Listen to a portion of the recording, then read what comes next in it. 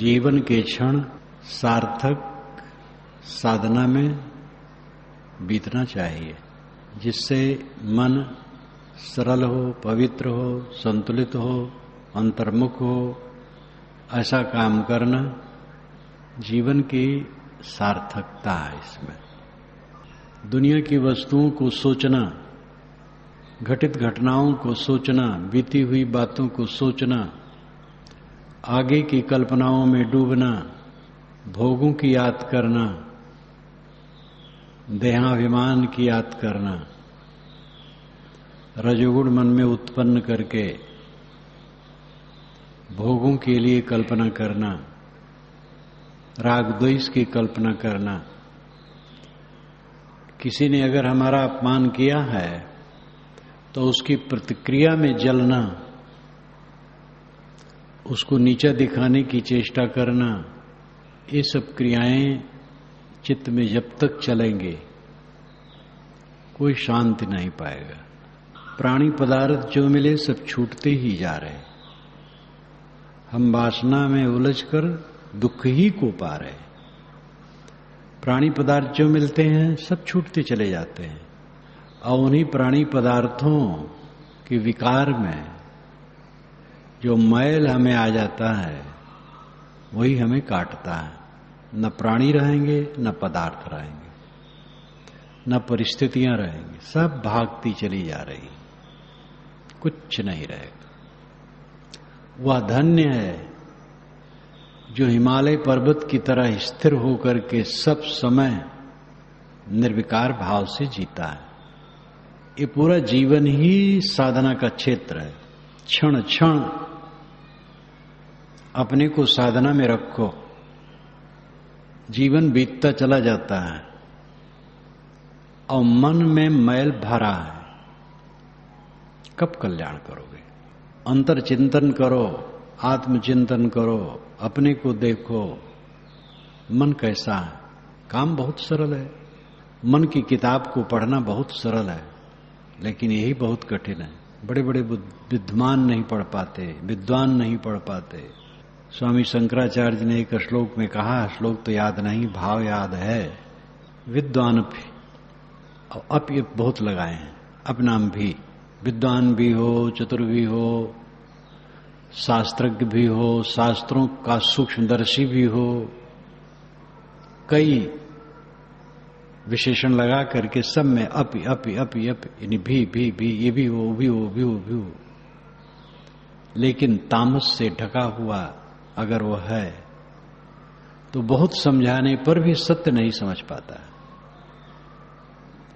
ये उनका कथन अनुभूत कथन है, तथ्य है, सत्य। जब तामस से चित्त ढका रहता है तो सत्य समझ में नहीं आता है।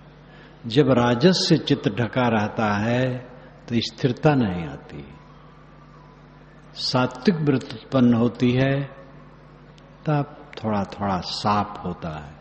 पूर्ण सात्विकता के उदय होने पर साफ हो जाता है, लेकिन उस सात्विकता में अहंकार ना हो, केवल काम किया जाए। अपने अपने ढंग से सभी संतों ने कहा है, हमारा दुश्मन तो हमारा मनोविकार है, बाहर कौन दुश्मन हो सकता है? किसी ने हमारा अपमान किया, उसकी समझ है।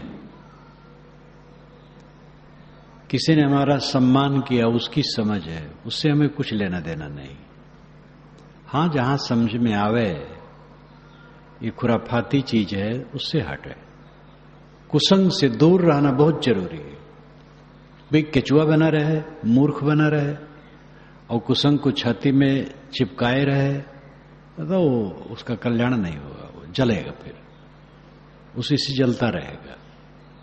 कुसंग का विश्वत त्याग होना चाहिए, सूरवीर होना चाहिए, स्मृत में होना चाहिए, जागरूक होना चाहिए, ठंडा नहीं, मूर्ख नहीं। कुसंग का त्याग करो, शुद्ध संग करो, शुद्ध संग में भी विकार ना आए। अच्छे लोग हैं, वहां भी मन की मैल बनने का साधन हो सकता है। कई कारण होते हैं, बहुत अनुकूल लोग मिले, मोह हो गया तो गया काम, मोह नहीं हुआ तो अच्छे हैं, अनुकूल हैं, उनमें दोष देखने की प्रवृत्ति हो गई। 1000 अच्छाइयां हैं, एक त्रुटि की कल्पना कर ली तो विकार आ जाएगा। असूया दोष बहुत सूक्ष्म दोष होता है, गुणों में दोष खोजना। एक आदमी दूसरे के गुणों में दोष खोजता रहता है, इस प्रक्रिया से कभी भी कोई संतुष्ट नहीं हो सकता है। दोष हो तो सुझाव देना चाहिए। आसपास के लोगों में जो त्रुटि होगी, त्रुटि थोड़ी मोड़ी हो जाती सबसे, किसी से ज्यादा हो जाती है, किसी से कम, किसी से नहीं भी हो सकती है, जागरूक होते होते नहीं होती, तभी तो पूर्णता आएगी। तो कोई से त्रुटि हो उसको संभालो, उसको बताओ, हमदर्दी से बताओ, प्रेम से बताओ, दुश्मन मान के नहीं। कौन दुश्मन है? गलती करता है समझा लो, उठा लो। तुमसे गलती हुई, विनम्र हो जाओ, शीतल हो जाओ, क्षमा मांग लो, फिर न दोहराना ही क्षमा मांगना है। और जहां बहुत खुराफाती दिखे उससे दूर हो जाओ, एकदम दूर रहो, 100 कोस दूर, तभी कल्याण है। कुसंग से कल्याण नहीं। ये सब बुद्धिमानी और जागरूकता की जरूरत है। लेकिन किसी क्षण भी अपने मन में मैल रखोगे तो शांति नहीं पाओगे। दुश्मन लोग दूसरे को मान लेते हैं। पक्का दुश्मन हमारे अंदर में बैठा है, मन का मैल, जो हमें रात दिन काटता है, और उसके निकल जाने पर कौन दुश्मन रह जाएगा? गाली देने वाला हमें, हमारा अपमान करने वाला, भरी सभा में हमारा अपमान कर दिया, उसका विचार था। आदमी के अंदर में जो रहता वही तो निकलता है। एक महात्मा को एक गाली दे रहा था, शिष्य ने कहा महाराज वो गाली दे रहा है, आप मीठी मीठी बात कर रहे हैं। तो कहे बेटा, हर वस्तु अपने रस को टपकाती है, वस्तु में जो रस है वही तो टपकेगा। उसके अंदर में जहर है, वो टपक रहा है, क्या मैं भी जहर धारण कर लो?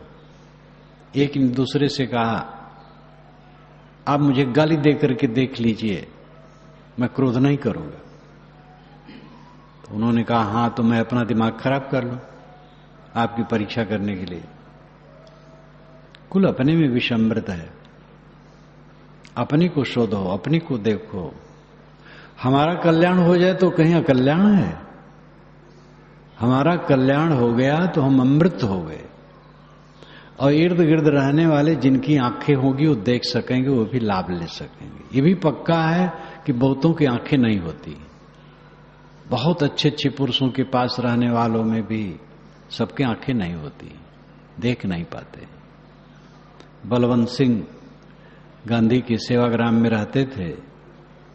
सेग्राम मराठी भाषा में सेग्राम नाम था, लेकिन गांधी जी के पहुंचने पर थोड़ा सा परिवर्तन करना, सेवाग्राम हो गया। वो अवशेष अभी भी है, अब तो पर्यटक स्थल है। गांधी जी जहां बैठते थे और सब जगहें हैं, छोटी छोटी कुटिया। एक कुटिया बताई, इसमें जवाहरलाल रहते थे। जवाहरलाल जैसा पुरुष जिसके शौचालय में कोई अंग्रेज जब गया था तो उसकी हिम्मत नहीं हुई टट्टी करने। अरे के भाई इसीलिए बना ही है। उनके पिता बड़े बैरिस्टर, और जो उनका रूप था इंग्लैंड और भारत, उनका लड़का जवाहर नेहरू, लेकिन वहां एक छोटी कुटिया में रहता था। एक बार जब पहुंचे तो कस्तूरबा से उन्होंने नमस्कार किया। कस्तूरबा ने कहा बेटा खुश रहो, ईश्वर तुम्हें सुखी रखे। कहा ईश्वर ईश्वर करती हो, ईश्वर बेकार की बात है, ईश्वर। वो थोड़ा उत्तेजना कहते ही थे, वो बेचारी हक्की बक्की रह गई, बोली वाली स्त्री। तो गांधी जी ने हंस करके कहा अरे भाई, ईश्वर इसके कंधे में कंधा मिला के इसका काम नहीं करता है, इसलिए ईश्वर पर ये क्रुद्ध है। जवाहरलाल को कहे तो वहां बलवंत सिंह रहते थे, उनकी पुस्तक भी है। जब गांधी जी मर गए, वहीं थे वो, दिल्ली में रहे हो, तो सोचे कि अब वहां जाऊं तो हमें घुसने भी नहीं देंगे लाश तक पुलिस, तो नहीं गए। फिर कुछ दिन के बाद घर चले गए। वहां से जब लौटे एक बार सेवाग्राम आए, जहां गांधी जी बैठते थे वहां भारा करके गिर पड़े, जोर से फूट के रो पड़े। उन्होंने खुद लिखा है कि गांधी जी के साथ रहते रहते मैं गांधी जी को नहीं समझ पाता था ठीक। उनकी महत्ता तो समझता था, कई बात मैं नहीं समझ पाता था, अब समझ पा रहा हूं, अब अवसर निकल गया। पूरी दुनिया का इतिहास देख लो, अच्छे अच्छे लोगों के पास रहने वालों में कम लोग उनको समझ पाए। कोई समझ पाए न समझ पाए छोड़ो, आपका काम है अपने मन को पूरा धो डालो, निर्मल, उसी से शांति मिलेगी। सुख से सोओगे, सुख से जागोगे, सुख से स्मरण करोगे, सुख से बैठोगे, उठोगे, लेटोगे, सब समय सुख सुख सुख सुख की धारा बहेगी। केवल अपने मन को निर्मल करने के लिए, लड़ने से नहीं, दूसरे को नीचा दिखाने से नहीं, दूसरे को तकलीफ देने से नहीं, षड्यंत्र करने से नहीं, कुचलने से नहीं, किसी की हानि करने से नहीं, और किसी को अनावश्यक श्रेय देते देते उसको पुलकाते पुलकाते नहीं। न्याय से रहो, विवेक से रहो, समझदारी से रहो, मूर्ख न रहो, विवेकवान रहो, सावधान रहो, संग कुसंग का ध्यान रखो, कुसंग का त्याग। खुराफाती आदमी से नमस्कार, दूर से नमस्कार, शुद्ध संग करो, लेकिन कहीं मोह ममता न करो। जागरूक रहने की जरूरत है, साथ साथ बच्चे का हृदय होना चाहिए निर्मल, एकदम हृदय बालक की तरह रहे। कल्याण चाहते हो तो राजनीति करना चाहते हो, लड़ाई झगड़ा करना चाहते हो, भोग चाहते हो, पद चाहते हो, प्रतिष्ठा चाहते हो, उसके लिए गुत्थिम गुत्था करना चाहते हो, तब तो अंधाधुंध है संसार, जो जिनके मन में आवे सो करे। अंग्रेजी कहावत है जिसका हिंदी अनुवाद है कि खुराफाती लोग जब और जगह नहीं पाते हैं तो राजनीति करने लगते हैं। खुराफाती लोग राजनीति करते हैं, तो उन्हीं के लिए रहने दो, अपने कल्याण का काम सोचो। यहां पर जितने बैठे हैं, चाहे घर छोड़ के आए हैं, चाहे घर वाले हैं, सब के सब का उद्देश्य केवल एक है, मानसिक शांति। और बहुत सस्ता है, बहुत सरल है, बहुत सरल है। उसमें न विद्या की जरूरत है, न धन की जरूरत है, न पद की जरूरत है, न जाति वर्ण की जरूरत है, न वैदिक और इस्लामिक और ईसाइयत या और भी मोहर लगाने की जरूरत है, कबीरपंथी कहलाने की भी जरूरत नहीं। उसके लिए तो अपने को समझना है और अपने चित्त को शोधना, इतने काम करना है। आप कौन हैं, आपके सामने क्या है? आप चेतन है, स्वसत्ता, आत्मसत्ता, और जो सामने है वो मन है, चित्त है। आपको तकलीफ चित्त से होती है, क्योंकि चित्त में मैल है, खुराफात है, विकार है। वो आपके अहंकार का परिणाम है, आपकी अविवेक, अंधापन का परिणाम है। हम और आप अंधे हैं, देख नहीं पाते। छोटा सा मन उसको देख नहीं पाते हैं और उसके कूड़े कचड़े को नहीं निकाल पाते हैं। तो ये महाअविवेक है।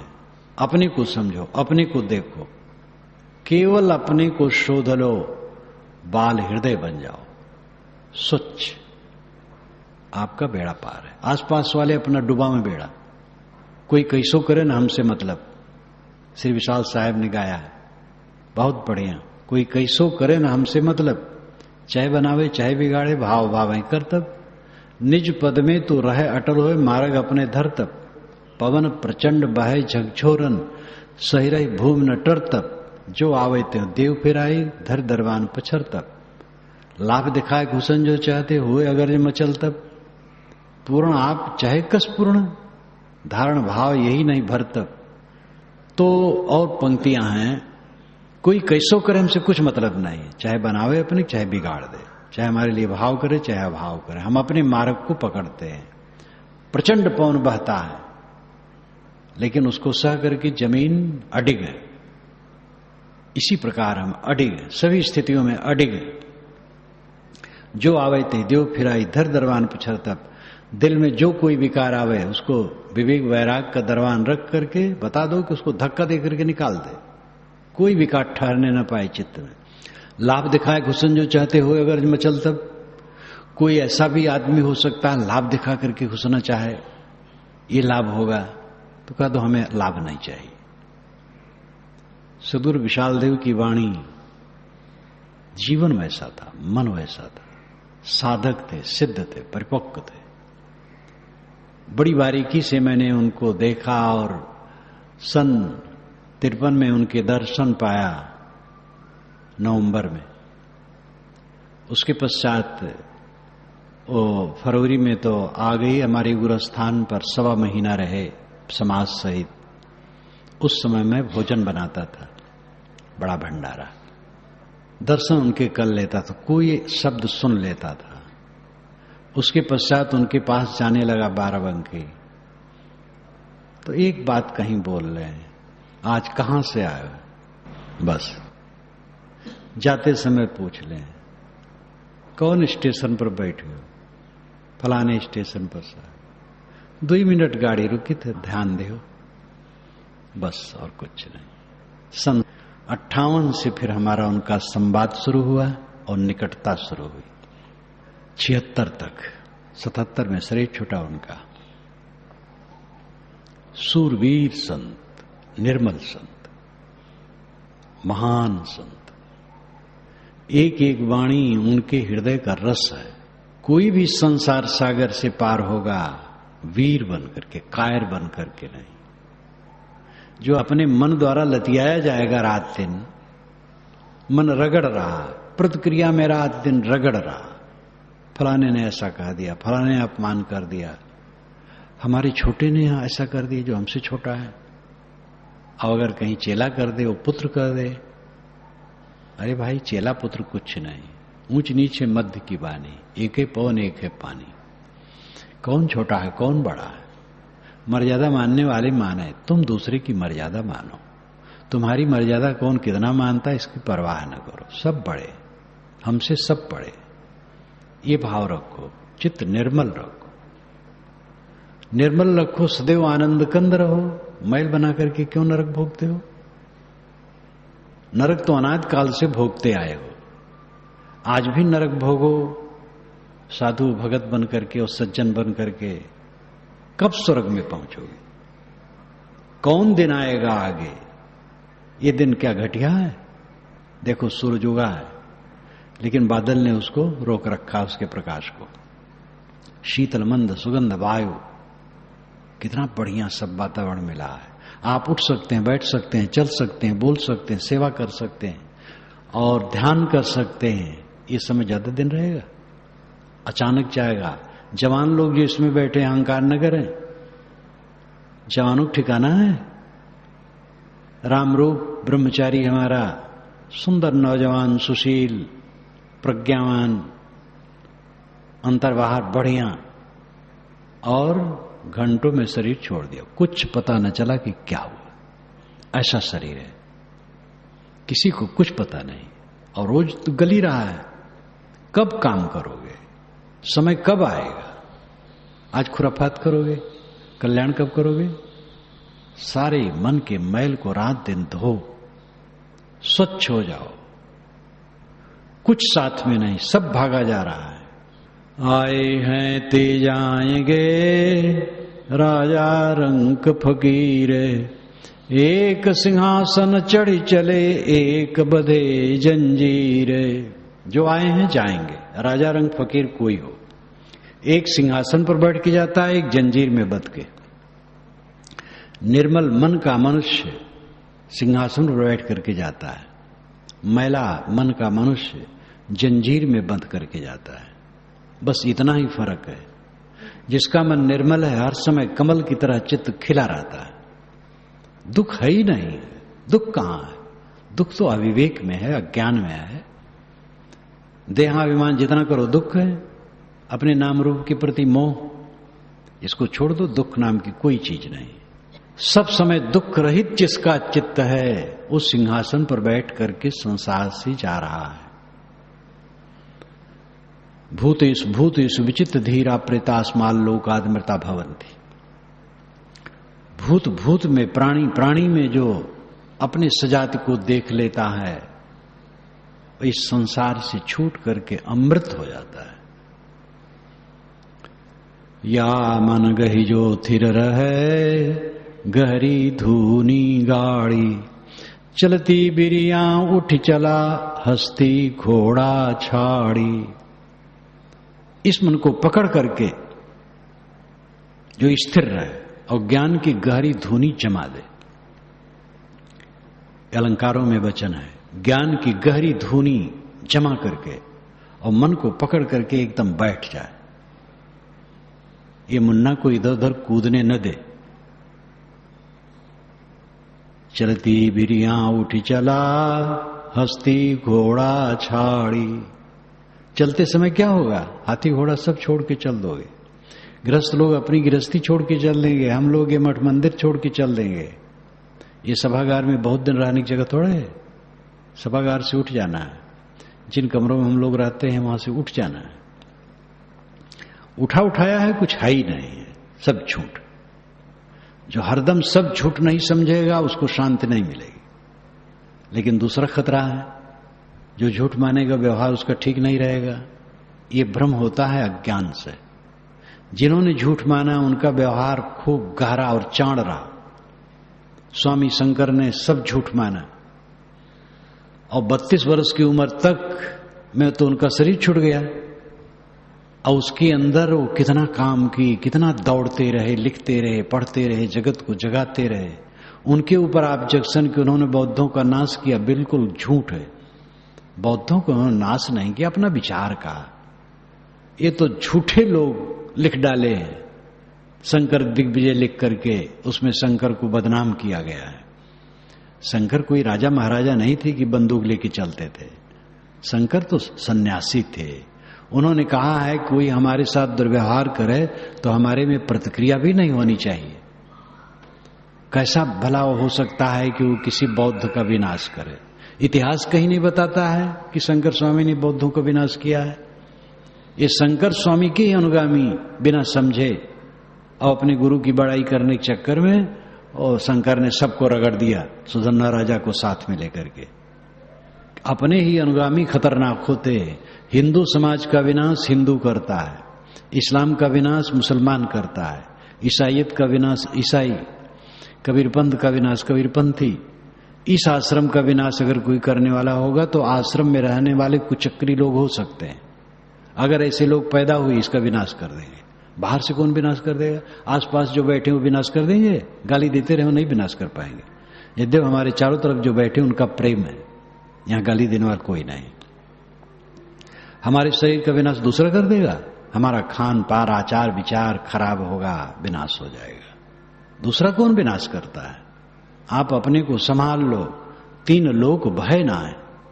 तू मत जाने बाबरे, मेरा है सब कोई। प्राण पिंड सो बधि रहा, सो नहीं अपना होए। अरे पगले, ये मत समझ ये सब मेरे हैं। प्राण से जो पिंड बधा है ये तेरा नहीं। दर्पण में जिस चेहरे को देखता, आंख नाक दांत गाल मूछ, वो अपना नहीं है, विदेश है, सब विदेश है। इंग्लैंड के खेत में मिट्टी का एक लौंदा पड़ा है, उतनी दूर से भी अपना माना हुआ शरीर दूर है। इस तत्व को समझो। दीन गवायो दूनि संग, दुनीन चाली साथ। पांव कुल्हाड़ी मारिया, मूर्ख अपने हाथ। दीन गवायो दूनि संग। दीन के 2 अर्थ हो सकते हैं। दीन दिन, दिन दून के संग बिता दिया। दून नाम दूसरे के संग, मोह माया के संग। अपने आप में न रहा, पराया हो गया। दीन गवायो दूनि संग। दूनि संग दूसरे के संग, द्वैत के संग, माया के संग आत्मज्ञान, आत्म विचार, आत्म संयम में न रहा, बह गया चारों तरफ।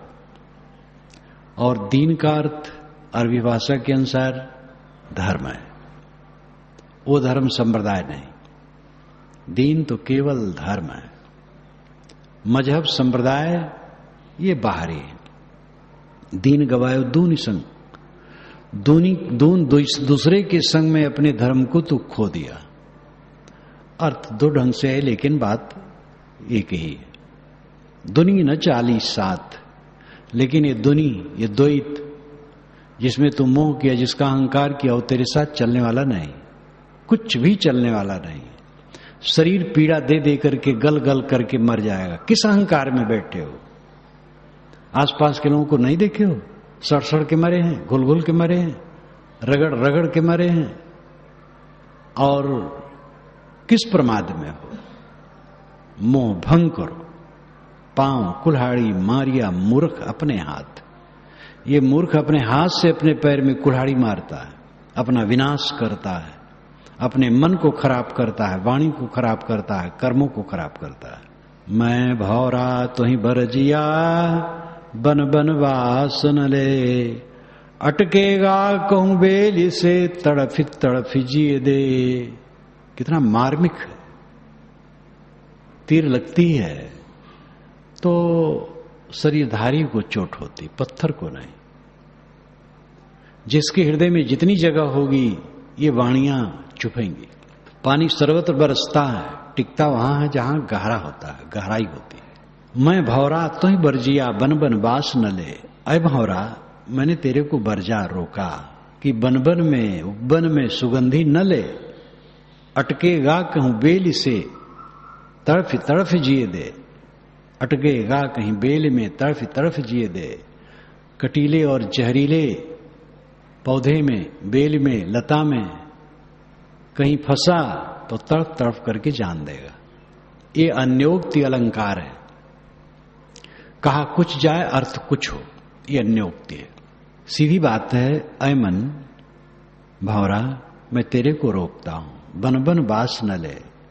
ये दुनिया के उब्बन में मोह न कर, अशुभ में तो मोह कर ही ना, शुभ का भी अहंकार न कर, शुभ का कर्तव्य कर। अपने को हर समय मुझ में से सीख निकाल लेने के समान सारे प्रकृति जाल से, सारे दृश्य जाल से निकाल करके रखो। आत्मा शुद्ध बुद्ध निर्बल निर्विकल्प निराधार असंग है, वही आप है। ये मन का व्यापार आप में नहीं है, विज्ञान का व्यापार आप में नहीं है। जो अहम महम होता है आनंद दुनिया की चीजों में, वो भी अपना स्वरूप नहीं है। अपना स्वरूप तो शुद्ध शांत निर्विकार है। इस भाव में जियो और कहीं अटको मत, नहीं तो तड़प तड़प करके जान दोगे। इसलिए सभी साधक गृहस्थ हों, विरक्त हों, स्त्री हों, पुरुष हों, वे अपनी सत्ता को समझे और अपने आगे जो मन है उसको समझे और सदैव मन को धुनते रहे, मन को धोते रहे, साफ करते रहे। मन संयत शांत सरल होगा तो हर समय सुख है। और जो मन में उलझा रहेगा प्रतिक्रिया में, लोभ में, क्रोध में, काम में, मोह में, अहंकार में, वो जलता रहेगा। अपने को जलने से बचाओ। ऐ जेरा तय अपने दुख ही संभार।